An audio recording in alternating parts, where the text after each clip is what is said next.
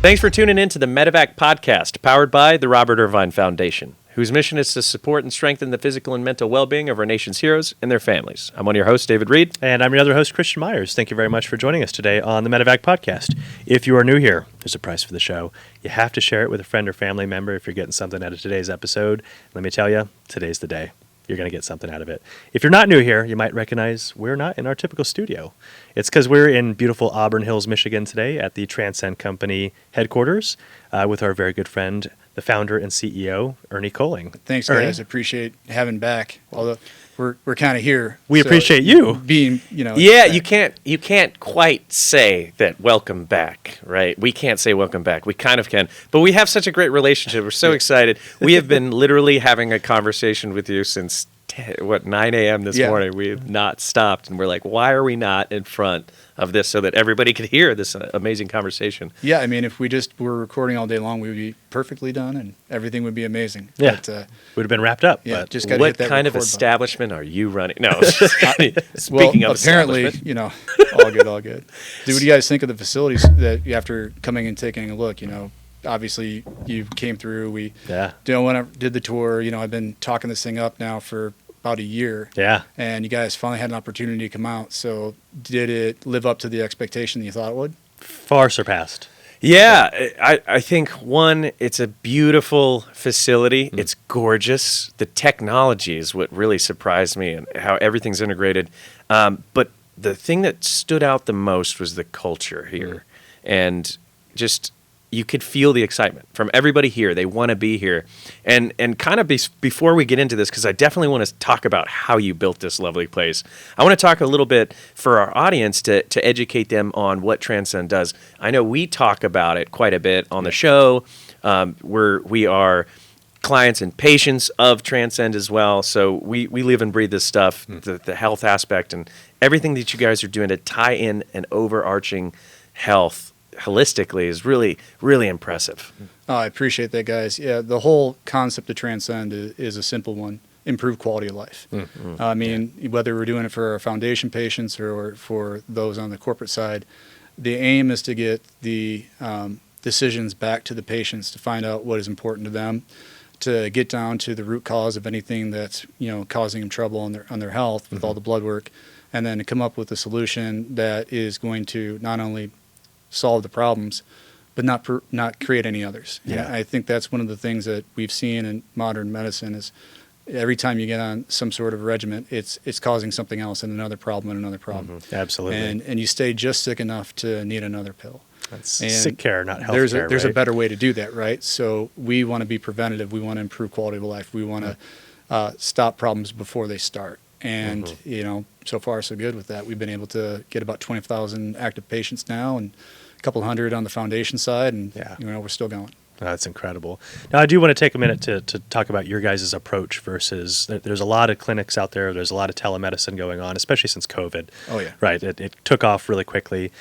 What sets you guys apart? And we know the difference. It's very, very apparent to us that you guys take a very careful approach to assigning medications and a holistic view into people's blood work and really trying to find the proper solutions for those individuals. And optimization is the word that you use, right? Is that biohacking atmosphere that's not, it's not for your average athlete that you see, competing against in these bodybuilding competitions. Oh yeah, definitely. The great thing about it is it's for everybody. It doesn't matter your age, your sex. There's different injuries or modalities that you can have, but we're able to kind of get through each one of them. Having a healthcare advocate is really a difference. So our wellness specialists, they're acting as a healthcare advocate for the patient. Yeah. And they're there to guide them through the entire process. And a lot of the other clinics, and I don't want to say anything bad about any of the other ones out there because there's a lot of good ones just as other bad ones. Sure. We're obviously not the only one out there. But a lot of them are more cookie cutter. They're designed to be a subscription type of model. It's very hands off. You've talked to somebody once and then you're on a subscription for 2 years. Yeah. And if you try to get out of it, the penalties are insane. And we don't do that. Everything we do is concierge. It's white glove.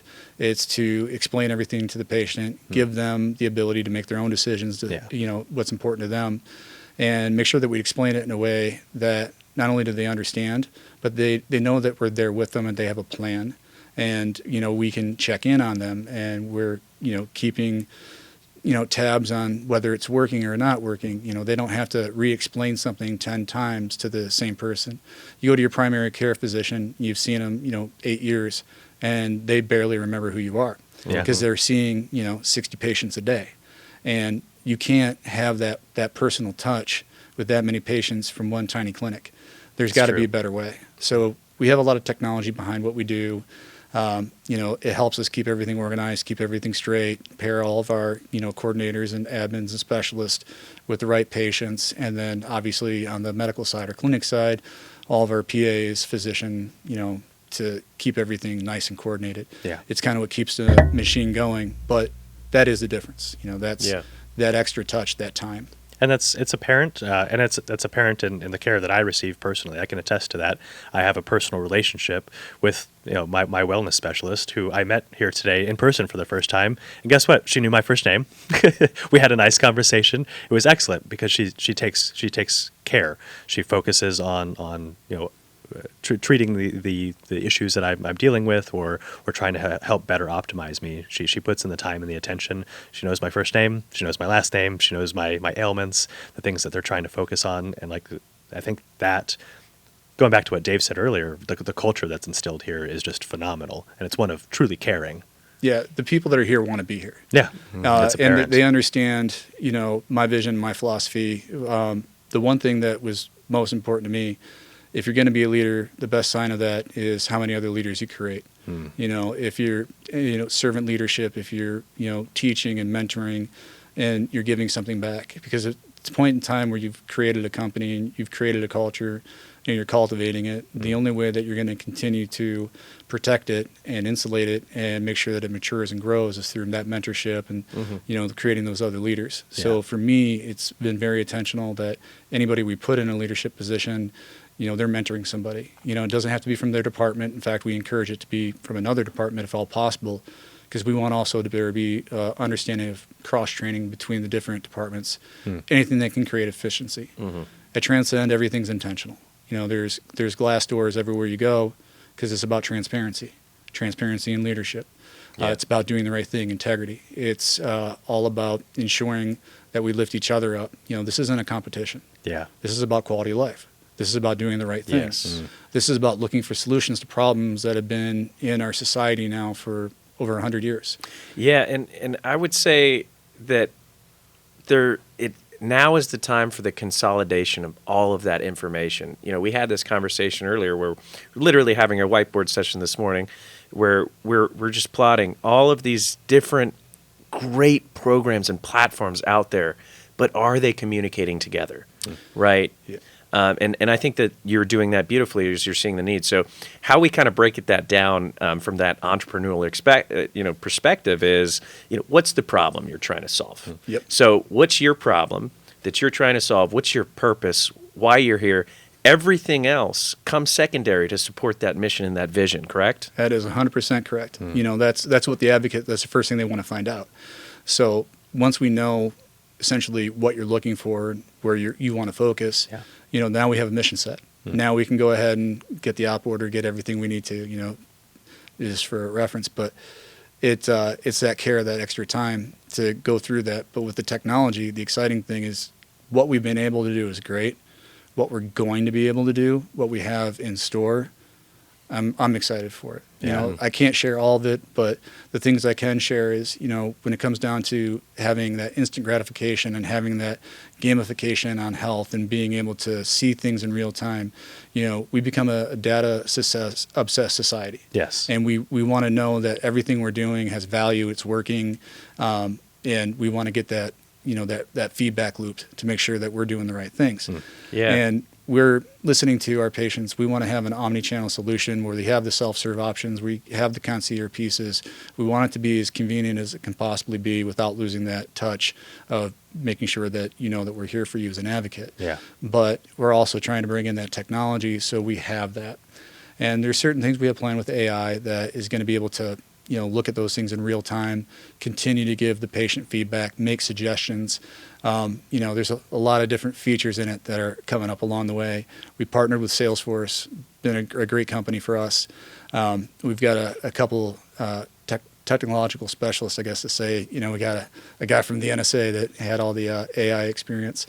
But, you put brilliant people in a room together with a good cause, and you'd be surprised what you can get out of it. It really, that's the exciting part. That's what I love about this is we're not just helping people, but we're creating something that's going to be better in the future than we have today. Yeah, absolutely. Yeah. So you talk about that leadership perspective too. How do you pick the right people to put in place that could echo that vision? Easy. You pick the wrong ones first. Great answer. Yeah. Great answer. Yeah. And I think that's a great answer, and I want you to run with this after, is because oftentimes in the military we are used to being pushed to our limits, to being pushed to failure, and how you react to that failure is what makes the difference in the world. Whereas I do think it could have a tendency to lay on the side on the civilian sector of being a little more afraid to hit that failure, right? So you're not even pushing yourself to those limits. Yeah, you have to come up with a way to have that transition and mindset, and that it's okay to fail. In fact, you should expect to fail. If you expect to be perfect, what have you learned? What have you gained? What have you grown? How has that helped the organization, your mission, all those other things? So you have to have that respect, and as a leader serving out front, being that example, you gain the trust of the other leaders around you. So when you start pushing them to fail, you can start having a bit of a judge of character. All right, I'm not necessarily setting this person up for failure, but I'm going to test their limit and see how they react. See what they can handle. Stress tests. Yeah. And I want them to fail. Of course. I want to know how to protect them, what their left and right limit is, and then how do they take that feedback and criticism. Yes. And that's where you find the right ones and the wrong ones. I think it's in that moment in time that when you go to have the feedback and have that with them, if they're willing or unwilling to move forward and get better. And I'm glad that we've had, kind of the turnover in some of the places we have, especially in the senior side, because now we have a great team. Yeah. And I know that for a fact because they've been stress tested. And I know that I'm able to shift my focus and get into, other areas, planning to put more time back into the foundation. We've got, like I said, a lot in the platform that we're putting together on the tech side, and just getting ready to do another scale, so to speak, with the company. So having that opportunity has been great, and I wouldn't have it if we didn't have the people we have now. Yeah, I think it's just as important to watch how somebody responds in victory as to see how they respond in failure. Yep. Right? You can read a lot on a person on how they're going to handle that and how they're going to carry it on to the next person that they train or the next person that they lead. It's the best leaders listen more than they talk, and they use simple. words like we and team. Yeah. And us. Me to we, right? Yeah. And not the I. You really do need to keep an eye on that, because ambition has a way of creeping into people that have success. The credit bug, I call it. Yes, Credit monster. The credit monster. And I love, what's funny is, and I want to talk about this too, is the growth that you've had, that we've all had since the last time we've been on the show. Oh, yeah. It's exponential, and it's so exciting. Opposite of growth for you, because you've lost about 100 pounds. Yeah. But That's right. That's right. But in a good way. At least you could put on your own tie. I have a neck. yeah, you have a neck who back. knew? Get your neck back. But there's different tips and tricks that we all implement that seem kind of childish, and we don't like to implement. The stuffed animals is a great example of this. Yeah. And I don't know where I'd be without them. The lizard. Yeah, absolutely. So the credit bug, as we were talking about, and now I'm just going to let the audience wonder what the heck the stuffed animal is for just about 2 seconds here. But the credit bug, it's so silly, but it's so true, and it's so prominent in the civilian sector. The military, we look out for our left and right. We want to make sure that those below us succeed, because one day they're going to be leading others and looking out for left, right, and bottom, and up, right? So it's just this circular system here. In the civilian world, it's like, who do I have to step on to get to the next step? Yeah, right? Knives in the back are the rungs of success. Yeah. And that's a horrible mentality. Old school business leadership too Yep. is the closed door policy. Do what you're told because I said so. Yeah. Yep. And that doesn't work. When leaders tell me there's no room for emotion here, guess what? We're emotional beings. There's going to be emotions in this. It's how you react to emotion and how you work together as a team. So emotionally, emotionally, how do you deal with it? The stuffed animals. Now we can get to the subject at hand. So, I went to a mastermind event of Ben Newman's back in October last year, and I got to meet a gentleman by the name of Rene Rodriguez. And, he was a keynote speaker there, and he was just very transformational in the way that he was able to bring somebody up on stage and get their life story out in 10 minutes. And by the time he was done with them, they were able to articulate in less than 2 minutes their entire life story, and it was beautiful. And it was just a way that he would key in on, the certain words, how we would receive them, and emotion, and, essentially how we're going to receive that. Sure. Fast forward a little bit later, I've been at a point where I've been doing this now for almost 5 years. First-time CEO. We've done well, but even though I've got limits, everyone's got limits. So I wanted to bring him in and learn how to communicate better, because that was my weakest point and probably still is. So you attack the weak point to improve it. He comes in and does a course for us called Engage. And essentially, it's a very long and involved process that had me sitting in a chair just like this, with every one of my leaders sitting across from me, giving me all the criticism, unfiltered, a couple hours on end. And I mean raw, unfiltered. And from the leadership perspective, you're there to take it in and listen. Yeah. No feedback, no any of those things. The lesson in it was people want to be heard, and we have emotion. And those things usually go through, in waves. And if you let the wave go through and you let the people have the emotion, you can get back to the things at hand. You don't have to spend too much time on it. So how do you get somebody to get their best work, get over something quickly, not be emotional, not have animosity, and hold on to a culture? You acknowledge the emotion and you move on. So the stuffed animals, you get the lizard, right? The little crocodile, lizard brain, reptile brain. You're going to have a reaction to something like, oh shit, bad news, it is coming. And we use it. I'm sitting at the table and someone goes to the coffee table and hands me a lizard, and I'm like, all right, give me a minute. Let me have it. But as stupid as it sounds, that little thing right there, it completely made it possible for people to bring news to me that they were afraid to. Then that means I'm getting feedback and getting information at all the levels in the organization where maybe things were filtered prior before. And now I can make better informed decisions that are going to not only help the company and staff, but it's going to give better care to the patients and everyone overall. And we have different stuffed animals for different things. Dalmatian, because I can't see your points. The gorilla, the 500-pound gorilla in the room, the subject that we've been avoiding. What was the other one? The gorilla, good job, goat. Dalmatian. Yeah, the Dalmatian. Yeah, so you get the point. We've got those, but they work. And the team has actually embraced it. And that's the other part of it, right? You have to kind of enforce using it, because people can look at it and be like, oh, this is kind of silly. But it is kind of silly. Yeah. But it's also kind of effective, fun. right? That's the point. Is we use the word gamify multiple times here. As we gamify it here. In the long run, what does this translate to? This translates to one of the most important words that I'm starting to come to realization. We knew it was important, but especially lately, communication. 100%. To be able to communicate openly and effectively, because assumption is what kills us all. I'm assuming what you're thinking by the vibes, whatever it is that you're pushing out. And guess what? Most of the time, we find polarization once we have a communication event, right? Especially because people don't understand someone else's perspective unless you listen to it.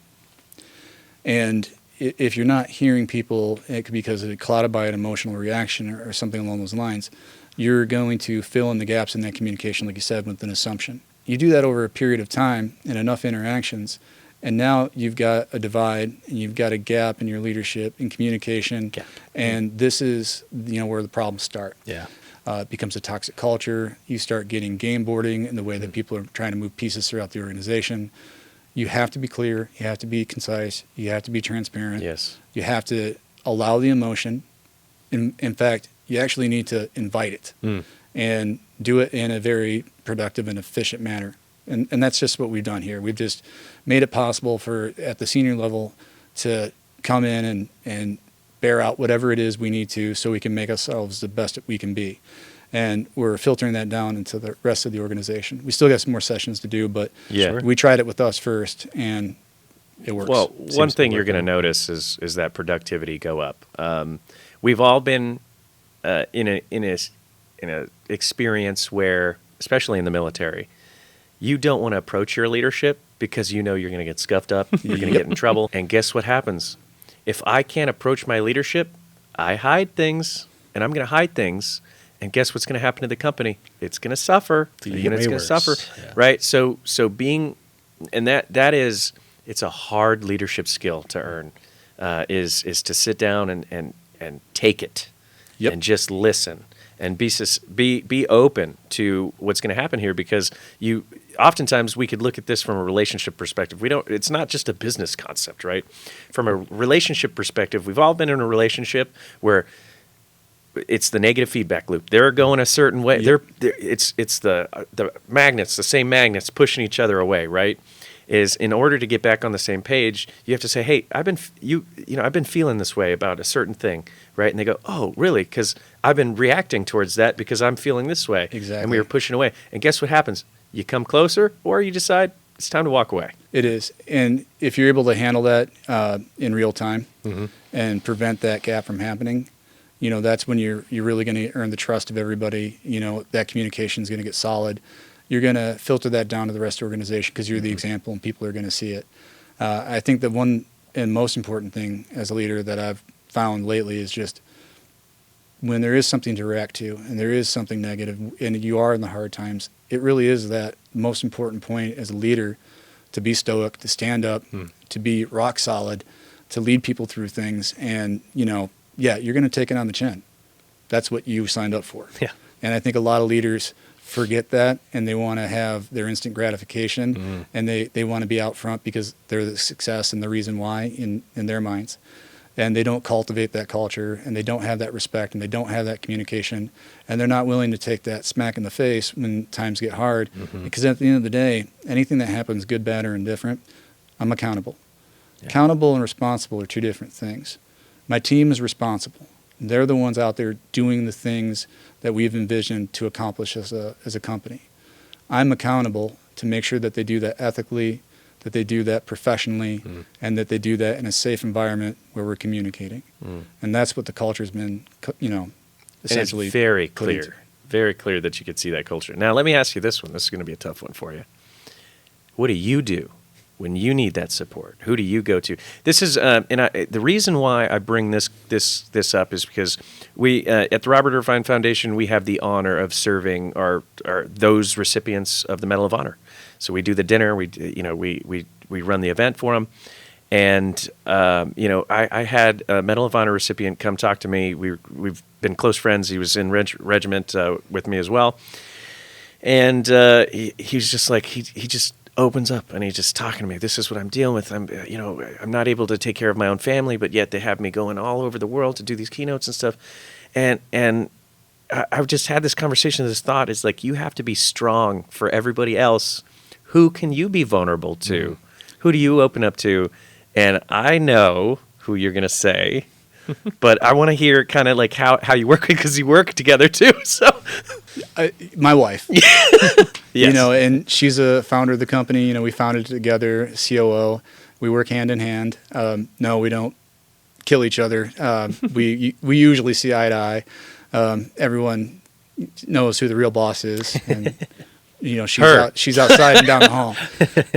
And she's amazing with everything that has to do with like operations. So she sees every single detail. Yeah. So I can't hide shit from her. Sure. Yeah. So, if I'm trying to be a certain way, she's coming in and closing the door, sits down, let's let it out, let it happen, or those quiet moments at home, where I'm just trying to process things, trying to think about how I'm going to get through a challenge, or, what adversity or whatever it's facing us. So if there's a difficult decision, with the staff or something along those lines, I don't necessarily always want to have that thought process in the office. Yeah. So, a lot of times I do take that home. Yeah. And a lot of times, being able to just talk to her about it. Now I'm just talking as husband and wife, and we're able to separate that. And, same for her when there's things that are going on, in her sector. And, she does a great job of making sure everything that we need to implement day to day is being implemented day to day the way it's supposed to.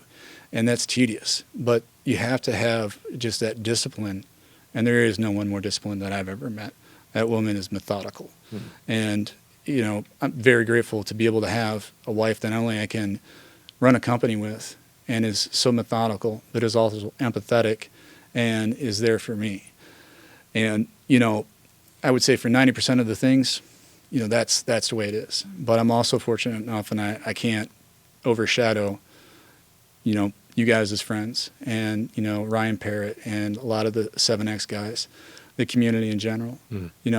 I had some tough times as of recently, and, I wasn't in a good place, and I battled PTSD. And, I've won that battle, but it's a battle you fight every day. And sometimes it's a battle and sometimes it's not. And I had my demons keeping coming back. And that wasn't something I was comfortable talking about, inside the family network. But being able to know that I had brothers I can rely on and talk to, even if I didn't want to talk in detail, but I knew you guys were there for me. Yeah. Just knowing that. Presence. That was enough. It gave me hope to remember things aren't as bad as you think they are. Solve one problem at a time, one foot in front of the other. It's not exactly what you think it is. And you get your own head when you're in those spaces. Sure. So it pulled me out of that. And that's all I needed. I just needed that little bit of knowing I wasn't alone. And that did everything. Sometimes that's all that it takes. accountability too. I mean, I think in today's world we have a tendency to be a little bit more passive. Yep. And no one talks about their true feelings anymore. No one, in this show we've had a saying since day one of coming up with the show is tough but tender. It's okay to be a badass in the military and then talk about your feelings, right? Yeah. It's okay, but we also need our support system to be able to tell us, like, hey man, do better, right? Yeah. I'm going to hold you accountable now. I appreciate and love you so much that it's my job to give you the hard news, so that you could be like, hey, you're right. Okay, it is apparent. I am holding on to a lot. I need to unburden this. Or maybe it's just sitting down and watching a movie. Nothing needs to be said. That presence. So I think there's different aspects that work for different times. 100%. And just even knowing that that's there's a level of comfort. And for me personally, I had gone through different kind of stages in my career. I worked for a couple of the different agencies, civilian side of that. And obviously that's work you don't talk about. Not like it was anything, Jason Bourne, but... You were Jason Bourne. I know you were. I cannot confirm nor deny. I can't confirm nor deny. What's your serial number? You're authorized to say that. 7. But, you 42. you keep that stuff, right? Yes. That's the stuff you hold on to. So it's different when you're not necessarily in a military environment in that unit with the brothers. And, you go home at the end of the day and you can't talk about it and you can't really talk to anyone else about it. Yeah. And then over a period of time that builds up. But Absolutely. Being able to then go and be able to do something like this, especially starting the foundation, I was seeking that out. I started a foundation probably for more selfish reasons. Probably because I was seeking something that I was missing in my life. And I wanted to create something that I could give to somebody else that maybe was in the same situation. Yeah. So not just physically, but mentally, and, making sure that we built a community. And that's why we talk about the mesh network and, Yes. Meet other great veterans and entrepreneurs doing things that, we're doing. So, it was that I sought out to be able to have that network again. And it took a little bit different track to get to it, but that's kind of the reason for the foundation, at least. That makes sense. I want to kind of dive in a little bit, maybe step away from the leadership side and kind of step into what Transcend actually does here, and maybe a little bit into the information on some peptides, on some of the medications that you guys offer, because it's something. Oh, yeah. It's something we kind of we talk about in broad strokes all the time. We reference peptides. We might reference some of the names of them. We don't really dive into the details, and there's a lot of I think there's a lot of confusion. There's a lot of people interested in these things, and I've been having these conversations in my personal life with people who come to me. They know that we're part of the foundation. We're associated with Transcend. They say, "Hey, I've heard of this BPC 157, but my parents told me like I should stay far away from this stuff because it's untested." Whatever it is, I hear that all the time on the civilian side. And I want to kind of discuss some of the more prominent ones, or things that people might hear more commonly, especially now with there's a whole lot of changes on the HHS side where they're starting to talk about peptides in like the open air now, where we're starting to address it. Yeah, the lid has come off of the industry, and it's no longer a secret. Yeah, right. That was the whole goal. Yeah. And honestly, that was the approach with Transcend, and that's how we grew through social media and education, and being able to explain to people what this really is and what it's supposed to be used for. Yeah, yeah. So we do, the HRT traditional, where you're doing testosterone replacement therapies and those kind of things with the blood work, and then the peptide side of it, it's a little different. It's specific, it's designer, it's intended to, heal the body. All peptides are chains of amino acids. Those are naturally found in the body. With the chains of aminos and peptides, they're signalers. So either you're injecting, however you're taking the medication, it's going to go in and it's going to tell your body to do something, like the GHPRs, which are the growth hormone producing peptides. They're going to tell your pituitary to create more growth hormone and then release it at another time. Okay. Yeah. But it's not actually going to do anything with your natural hormone levels. It's not going to suppress. And I think people get worried about that with the testosterone or estrogen, where you put synthetic in and you're no longer make your own. Right. Yeah. So if you're on it for a prolonged period of time, your body will naturally stop producing it. Right. Okay. With peptides, like I said, it's different. It's, you'd go back down to the levels that you were probably at prior to it. So if you're optimizing, you'll be not as optimized as you were before. But a lot of times when you're optimizing, you're doing it like an athlete for an event. You're getting prepared for something, or, you have a photo shoot, or, you're doing something along those lines. With the everyday type of peptides, a lot of them are more injury focused or burn focused. BPC 157, the Wolverine peptide, it goes in, it finds cells that are injured, depleted, and it's there to repeat at the cellular level. It's rebuilding that tissue. Yeah. So, over a period of time, it's going to heal those things. If you were going to get surgery on your knee or your shoulder, it might not prevent the surgery, but it'll make it most likely less, catastrophic, and your downtime and your Recovery time to heal Yeah. is going to be better, and your prognosis afterwards is most likely going to be better. Everybody's different. So there's no guarantees, but most interactions and experiences, speaking from experience, we've seen people really do well with it. So why did you see the FDA go after these guys so hard for a naturally occurring? I mean, this is peptides your body produces. So, and I know this is a slippery question. slope. Yeah, well, I can say this. I think there was a lot of fear. And a lot of people didn't understand how it was going to impact the healthcare industry overall. Yeah. So I think there is a semblance of protecting your territory. Sure. Whether you're a healthcare company or another big pharma company. But I think those organizations realized really quickly that what we're doing is pretty niche and specific. And at the scale that they're operating in, it probably wouldn't even be worth their time for it. Obviously, they're big on the GLP-1s. It's a little bit different category. Like Ozempic or Wegovy. Yeah, exactly. Trizepatide, semaglutide, all those. But the other ones we're doing, like the Testmorlin, the BPC, AOD, like there's hundreds of them. That's not going to be in their wheelhouse. Sure. So, what's the concern there? You got to peel back that peptide label and get into it and find out what it does. And through advocation and meeting with lawmakers and getting up to the Hill and giving them the education and saying, this is really what this does. It's kind of like psychedelic therapies, right? Is we had this whole campaign against 100%. it, A 50-year campaign. and really got it shut down, and now we're finding such amazing health benefits, and literally curing PTSD in one freaking go around. I mean, it's education at the end of the day. Once again, communication. Yeah, I mean, Comes full circle. Yeah. perspective, listening, Yeah. you know. And taking it with a grain of salt too, right? Yeah. Like having a little bit of, I guess what's the word I'm looking for? Apprehension with in aviation we call it the halo effect, right? So if you have an experienced person telling you something that you know is wrong and you're afraid to correct them because of their experience, Yep, halo. right? It's the halo effect, and I think we do that with people in positions of authority, doctors, or people in the healthcare industry or the healthcare industry altogether. When they came the last 50 years and they said psychedelics will put a hole in your brain, you should not take these. Yeah. Same thing with peptides. As soon as the conversation started, whoa, you're going to have a heart attack, you're going to die from this. We need to have a little bit of apprehension when we address this and when we talk about it. Like, are they coming from like a truthful standpoint, or are they coming from a biased standpoint?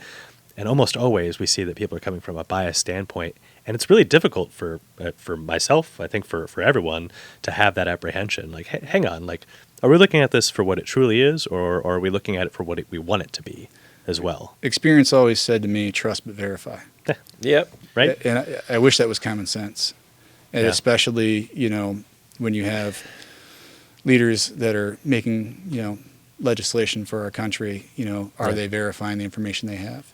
It's important. You look at history and you look back, and you know, the generations prior to us, every physician and the FDA and pharmaceutical company, you know, they've set up a system to be in a certain way, and everybody wants to operate within that system. Yeah. And if you're coming from outside of that and you're trying to change something, everyone fears change. Mm-hmm. So the first thing they're going to do is protect the institution, protect what they know, you know, and they're going to fear what they don't. Self-preservation. Exactly. So they forgot the trust but verify. How do you combat that? You go and you talk to them, and you actually have the open, transparent communication. Yeah. And you know, show through example, you know, the actual capabilities. And when you talk about what it is in reality, and people actually start to see the benefits behind it, you know, the fact that it is low risk, that it is affordable, people start becoming more open to it. And the more people that are open to it, the bigger the movement. And I think that's just what you're starting to see now. And I think that's starting to catch up to, you know, people in Congress, hopefully the HSS. Yeah. And you're also, it does spotlight inefficiency. Oh, yeah. At the end of the day, where, as you mentioned, your physician was God, right? If whatever he said, you went with at this point. And especially after COVID, we realized, whoa, you know, we need to really verify at the end of the day if this information. And then when you have different modalities, right, they come out, they spotlight those inefficiencies on this end, right? When I'm going to a physician and getting blood work done and finding out that 98% of it is not translated to me, right? I'm looking at one factor. Yeah. You know, a red blood cell count? Thank you. What are we doing here? And why do I need to know that? Yeah. And a great example is TRT. You know, so replacing testosterone, right? What you know on the top of your head, what's the statistic for the average male to have low T? Well, anything under 200, you know, is pretty much considered low testosterone. Yeah. But that's a problem with the labs themselves, and this is one of the things. It's a bell curve based on averages of numbers and age. So how you feel at that number too, right? Exactly. You know, you could be at 400 and feel like crap. I could be at 400 and feel amazing. Mm-hmm. You know, that's not your number. It's my number. Yeah.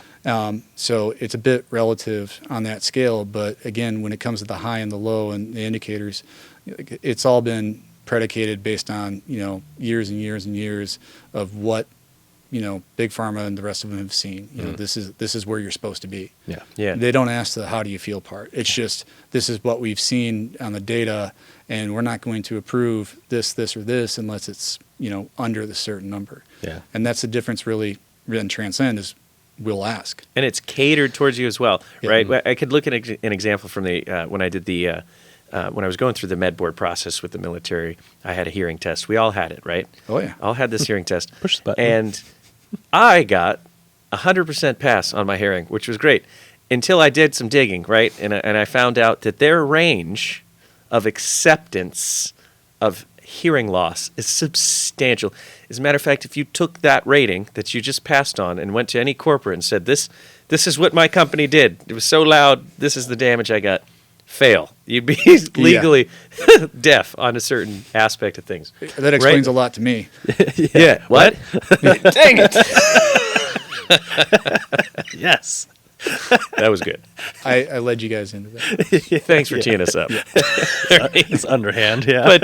But that's my point here is we're looking at this TRT, right? Is it's significantly low right now, especially in a sedentary lifestyle, right? When we're sitting down on our jobs all the time, we're eating this processed food, all of this stuff. It's low, and then yet people say it's bad for you. Well, like what's really bad for you is your levels right now. I mean, it affects so much in the body that letting it just discontinue like that, everything else is going to start to unravel itself. Now you're going to have an imbalance, and you're going to start gaining weight and not be able to stop. Well, what's that going to do? It's going to lead to hypertension, diabetes, poor sleep apnea. Now Let's talk about the mood too. Yeah, exactly. Everything. Now you talk about the effects on a relationship. ED. Now there's opportunity for infidelity or other complications for things because something so simple that could have been fixed with a prescription was overlooked because either the physician wouldn't do the test, the insurance company wouldn't approve the test, or everybody had information from a false perspective that this was bad for you. Can it be bad for you? Yeah, it can be bad for you if you're not doing your blood work, working with a reputable physician, and sticking to the amounts that you're supposed to.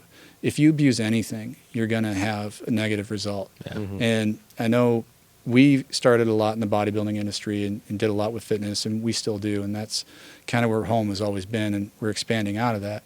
But the whole idea was to show that community just the same, that you don't need to overuse these medications to compete.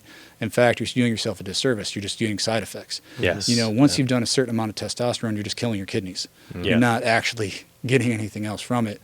So less is more, longevity, use it in an intelligent way, and that's going to improve your quality of life, get you to your goal. And that's really what we're trying to achieve, just making sure people understand, this is okay, and this is why it is, and this is the difference between the two. Stay between that line, and that's where you'll want to be.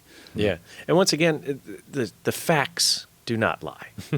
When we it's every 4 to 6 months you get right here, and I know for a fact 'cause I do it. I just did my blood work this week before I came here because I didn't want you to yell at me. Do your blood work. I did my blood work, and I get to walk through with the physician on hand on what those levels are. And I, just having a medical background as well, love to understand that. So I know, hey, this is optimal range and all this stuff, right? So I could walk through that and say, you know what, that is low, that is elevated, right? That's proof. That is proof what my blood told the story of. If you feel the way your numbers are on the paper, you can start to see that it's not just perception. It's not a placebo effect. I'm happy to hear that the results are not only good, but you're actually able to see, proof of that when you're actually looking at the blood work, because that's obviously what it's intended for. Absolutely. And if you're logging and journaling appropriately and keeping track of how you're feeling day in, day out, week by week, month by month, you can see those gradual changes as well. Or if you do have an injury that happens. I had an injury last year where I had a minor tear in my shoulder from Alpha Warrior, getting on those rings. I tell you, man. But BPC it fixed my shoulder in about 6 weeks. So I was able to, over a 6-week course, from a full any range of motion was causing my shoulder major issues. But over a 6-week course, basically completely healed. I had full range of motion. I'm back to 100% strength. I'd say within about 6 or 8 weeks, I was back to about 100%. Very short amount of time. Yeah, I mean, and that sounds about right.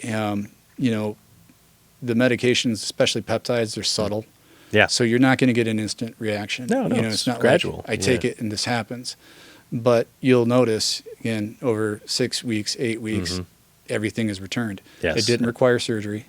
It didn't require additional, I'm guessing, physical therapies. Nothing. It was rest, doing the right thing with it, and then taking the medication and giving it its time to work. I was doing my own physical therapy, but it's because I have an Yeah. understanding of doing basic exercises, using bands, and gradual tension, that type of thing. But that's because I have my own understanding. I guess the point I'm going more towards is the logging, the journaling piece. Oh, yeah. And how it's so important, and something Dave and I both have been doing recently is basically taking 100% of all of our biomarkers from these Whoop straps, dumping it into a chat GPT that we've built specifically to log our health, right? So we're taking all the blood work that we're getting from Transcend, any peptides we're taking, supplements, every single exercise I'm doing, I'm logging with my Whoop. I'm dumping that all into my chat GPT, which is acting as just a functional journal for me. That way it's logging things day in and day out. It's got a consistent log. It's seeing, hey, this is what happened over the last 6 weeks, 8 weeks, 12 weeks. You can see these increases, these drop-offs. Your sleep is looking good. Your sleep's not looking good. You should make these changes. And that's where it's going. That's where we're going. I can tell you that. Yeah. And that's what I've been excited about. We have technology we're getting ready to put in that is going to read all the wearables, and it's going to take into effect your blood results and what your labs say. It's going to take in anything you put in the journal. It's going to take into effect what your goals were and where you are in that process. And as it's looking at things in real time, you'll have an app. There'll be a push notification, and it'll say, "Hey, Christian, how about some DSIP? Yeah. Your circadian rhythm is obviously off. You haven't slept well in 3 weeks. This is something that, could give you an extra REM cycle and maybe help you feel better." Yeah. So And I think it's important to note that I'm sorry to interject no. because it's a great point here. Is some people I know are going to watch this and be like, "Yeah, it's a great way to sell product." It's not. It's not about this. That's the whole point of this. Our relationship and why we believe in this company is because you're not in it for the pushing product, right? No. And you have actually told us a little bit of insight on this is that you don't have to have medication to have access to this as well. Yeah, and that's the goal. We want a platform to build a community around it. Yeah. It's not necessarily something that you have to be a patient for. It's something we'll offer to all. So if somebody wants to have access to utilize those things, it'll be there. It'll be available. Yeah. And that at some direction point, is overall and holistic, and it's great. it is. But also, ask your normal physician for a full metabolic blood panel. Ask him. See what happens. Yeah. I'll use my dad as an example. He's a two-time cancer survivor. He's been dealing with some other health issues the last couple of months. Not recently, but a few months ago. And I told him, hey, ask your doctor for a full metabolic blood panel. Look at some biomarkers and see what's going on. What did he get? 3 biomarkers. Really? Red blood cell, white blood cell, and cholesterol. Awesome, dude. What's that going to tell me?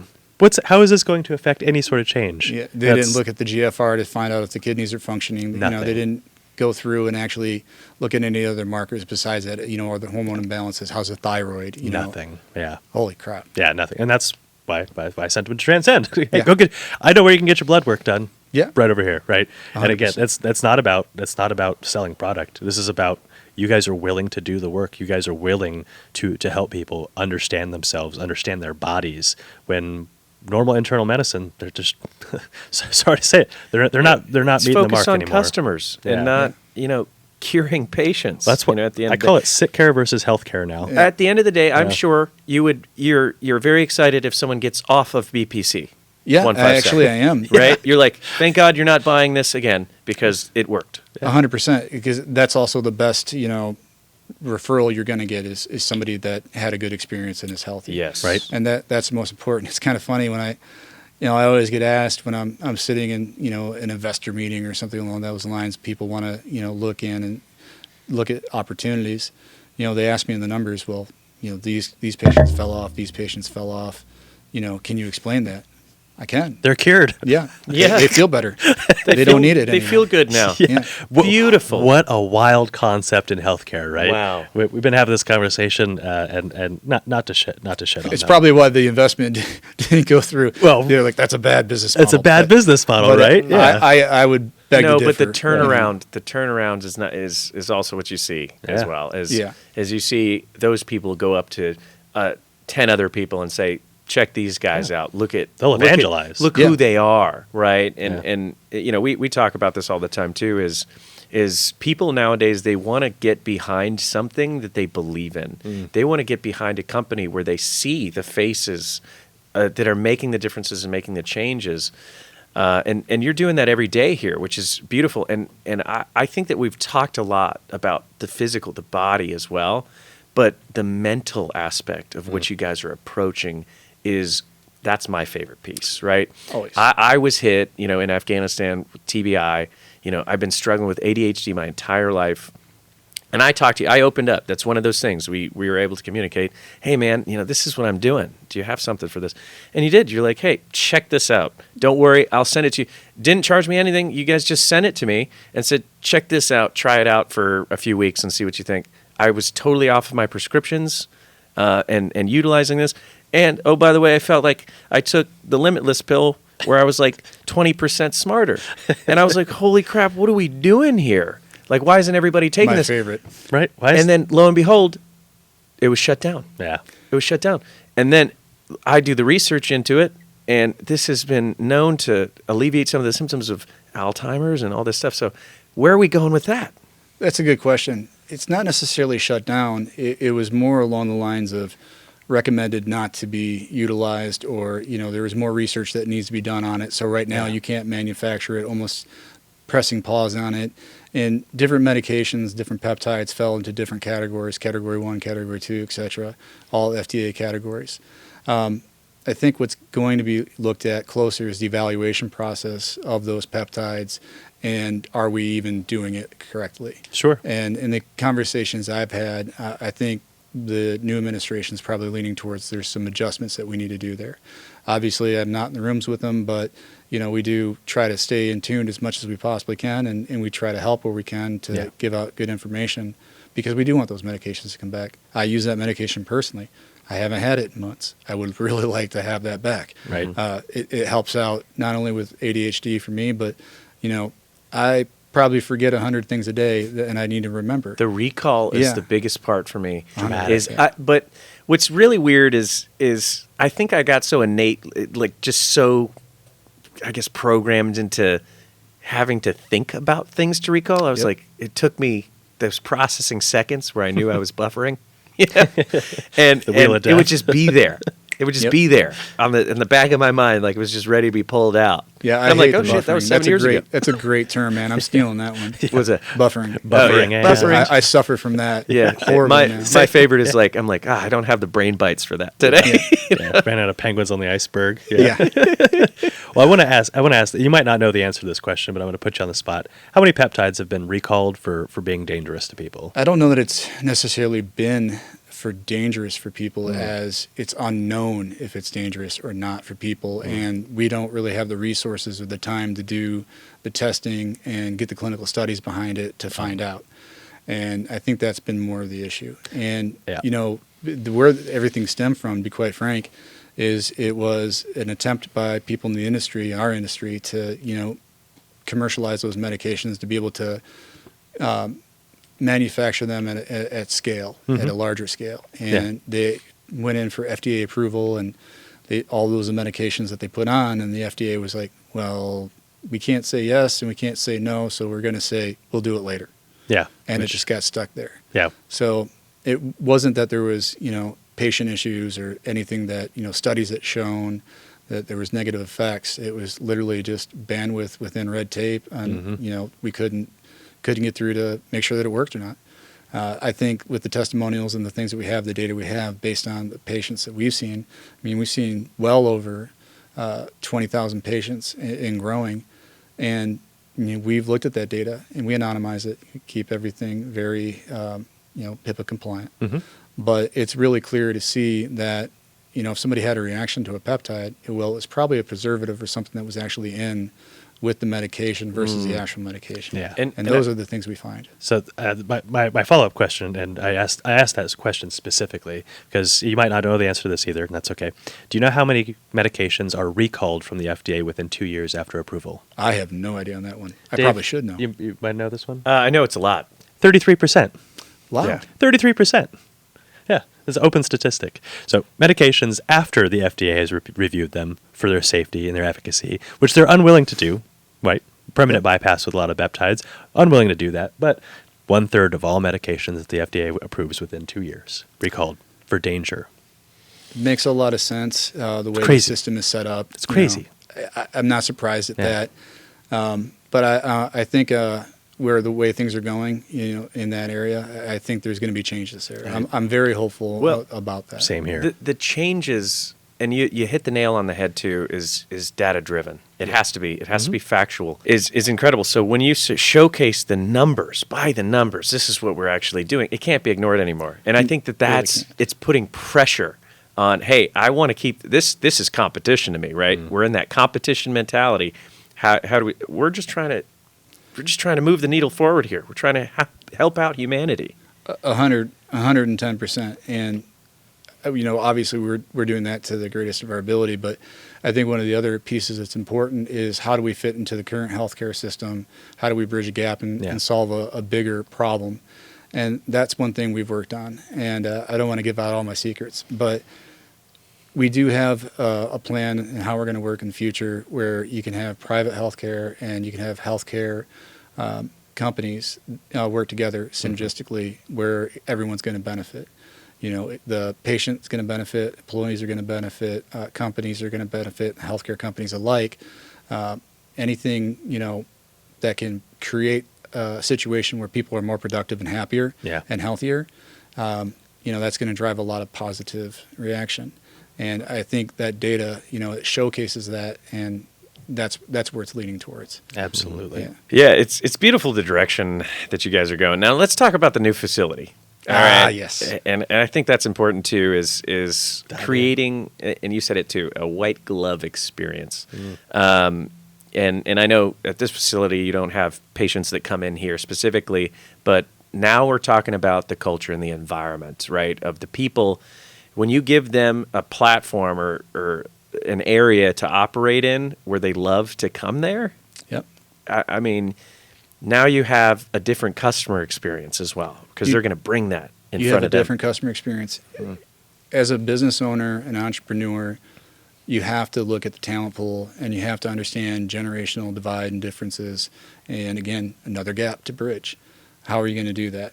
What's important? And the thing that I thought was intentional and important to do was to create an environment that people wanted to be in that was productive and efficient, and to do that in a way that was also going to attract that younger talent, because I want to have that knowledge transfer and that skill set, mature within the organization where it can be handed down and then added onto. And, that means you've got to create that type of environment. And that's what we did here. I've seen other organizations do similar models to what we've done, and I've seen them kind of get quite there, but not really, not put or the full over the top. Or Let's over be the top. honest. Yeah, I've seen a like few of those. Google. Too. Yeah, we definitely didn't have Google's budget, not at all. Nap rooms. Yeah, I get that. We're more the trailer You're park writing of code the, all of day, the but- Google budget, but that's all good. Pretty nice trailer park. Hey, we're double wide. Yeah, this is a double This wide is- at least. And you know what? This is not for everybody watching this. This facility is A1. Yeah, the technology that is embedded into everything. I mean, you pick up the phone, a door that you have a iPad essentially on the side of the door that says busy. So everybody's just flowing so naturally here. We don't want anyone to be disrupted when they're with a patient. Yeah. And, everybody's time is important. So if I have to take your time, it better be for a good reason. And it better be not when you're with a patient. And the other piece of that is confidentiality. So we take that very serious. That's why you have the phone booths out front, outside of the offices. We have remote employees or somebody that comes in. They can schedule time to make sure that they're able to have conversations in private. If we have a shared office situation, which we have a few, for folks that are more administrative, even in their personal lives, they still want to have privacy. So we make it so they can have privacy. We have the facility where we put in, the fitness facility, a gym. And if you're going to do it right. Yeah. So we got with Panada, went to Italy, found the greatest equipment we could find. Oh, yeah. Imported it, brought it over. Yeah, it was a major pain in the ass and very expensive. It's also the best equipment in the world. And when you work with some of the finest athletes and you have some of the greatest staff, give them the best. Absolutely. And Yeah. that way you'll get their best. And You can't what's- get it without it. What's great is you're walking around during the day and you're seeing some of the staff members, working out in the gym and stuff like that too. So, it's just a tell of how the culture is around here as well. Is hey, 9 to 5, you're not locked in behind a computer and just driving sales. At the end of the day, you know, you have a beautiful break room in there, the whole kitchen. It's outstanding, and then a gym that you could go work out in when you're trying to get a break. So you were actually telling us that you have to kick people out of this facility. You have a hard cutoff at 11 p.m. because people will be here. Go home. We have to turn the alarms on, and more times than I can count, the damn thing's gone off. And I'm old, and I sleep, early. 9 p.m., I'm done. Oh, you are. Great. Yeah. We've been able to establish a point where people, they want to be here, and they see the work. It was also teaching where you got to create balance so you don't have burnout. Again, you're not going to be able to serve anybody if you don't serve yourself, and you got to have a balance within. So that took a little bit of honing in, and we're still working on that. But 5 a.m., we'll open the doors. 11 p.m., we shut it. We don't expect people to be here working for that. We do expect them to be here. I think that's the one thing that we had to get over with younger generations is, COVID created an opportunity for people to have remote work. And I still support it as a telehealth company, obviously, and we do have remote employees. But there is synergy and there is efficiency in a community, and this is the culture. And to do that, you got to show up. Yep. If I'm going to show up for you and you, I got to show up here. And vice versa. And there is something visceral about being in a building together. You're collectively working towards something together, and you can physically see the progress every single day when you're interacting with each other. And people are showing up every day. Hey, we made progress on X, Y, and Z. You can physically see it, happening. Yeah. How do you have a company where you can tout we have the best culture and not have a physical location, or have very few actual employees there? Everyone's going to feel at some point segregated, off on an island. It's very difficult to get any sort of cohesive work, where everybody's flowing and we're all working the same thing. That's why there's a saying called phoning it in, right? Yeah, exactly. Plain and simple, It's a saying for a reason. Yeah, I mean, I don't think I could operate without having the rest of my executive team here, where I can get on a whiteboard and let my, craziness go out and look at everyone and say, did that make sense? Or where did I get this wrong? Yeah. And Zoom only gets you so far, huh? Only so far. It's a great tool. We love using it, and it's especially good for something where you've developed a relationship with somebody already. But when you're doing something this intricate, this important, you got to be present. Yeah. You just can't leave that one to remote work. Absolutely. Yeah. Being present and being present, right? Yeah. At the same time. Well, it is a absolute beautiful company that you've set up here, Ernie, and just talking with you, obviously our audience is going to be able to tell that we greatly love and admire the company of Transcend, and also you. I have a personal crush on you. Love you. I love every one of your staff members. You guys make us feel like rock stars, just in physically and mentally, that aspect of things. Thank you for hosting us and bringing us out pleasure. to Michigan to share some of these incredible new memories that we get to have with you, brother. I appreciate it, guys, and I'm looking forward to many more. Sorry, it is early March in Michigan and freezing, but we're from Texas, so this is perfect for us. I was looking forward to a little cool rain. Got a little snow this morning. Oh, it's already summer back home, dude. it's been 90 degrees in Texas. Yeah, this was wonderful. I don't know what you're talking about. Can we swap that? Come on down. Come on down, brother. You always have a place to stay. Yeah, I'm going to probably take you up on that pretty soon here. Yes, bring your short shorts. Do. Yeah, and the short shorts that Terra Arma made for us, which are beautiful. I can't wait for the new stuff to come out. Oh, yes. We have many soon. more stuff to do together, and we're looking forward to it, brother. So thanks so much for having us on, and wonderful human being, wonderful company. Thanks, guys. I couldn't appreciate you more, and I couldn't think of better people to be partnered with and work with on a daily basis, not just for the cause and the thing that is important to all of us, but also in business and as friends. We feel exactly the same. Fantastic. Thank you, Ernie. Thanks, guys. This has been the Medevac podcast, ladies and gentlemen, with special guest, Transcend Company. Thanks for hosting us, Transcend. If you guys got something out of this episode, like I know you did, share it with a friend or family member. Hit the like or subscribe or one of those buttons down at the bottom. We would do the same for you because we love you too. See you next week. See you next time. Bye.